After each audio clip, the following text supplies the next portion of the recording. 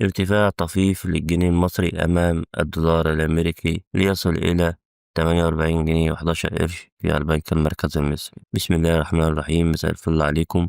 النهاردة الدولار نزل شوية قدام الجنيه المصري في نص تعاملات اليوم. تعال نشوف مع بعض أحدث التحديثات أو الأسعار في البنوك ونشوف الفرق عن الأيام اللي فاتت. يلا بينا نبدأ. أسعار الدولار النهاردة في منتصف التعاملات. سجل الدولار في البنك المركزي المصري شراء 48 جنيه و11 قرش، 48 جنيه و24 قرش للبيع. سجل الدولار في البنك الأهلي المصري 48 جنيه للشراء، 48 جنيه و19 قرش للبيع. سجل الدولار في بنك مصر 48 جنيه للشراء، بيع 48 جنيه و19 قرش. سجل الدولار في بنك القاهرة 48 جنيه للشراء، 48 جنيه و19 قرش للبيع. أما في بنك تجاري الدولي فسجل الدولار 48 جنيه و10 قروش للشراء، بيع 48 جنيه و20 قرش. في بنك الإسكندرية سجل الدولار 48 جنيه للشراء، بيع 48 جنيه و19 قرش. يعني الأسعار نزلت حاجة بسيطة مقارنة بالأسعار اللي فاتت، وده بيخلي السوق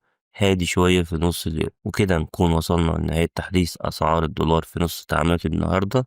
لو عجبكم الفيديو متنسوش تدعمونا بلايك وتشتركوا في القناة وتفعلوا الجرس عشان يوصل لكم كل جديد أول بأول. أشوفكم في تحديث آخر في رعاية الله. سلام عليكم.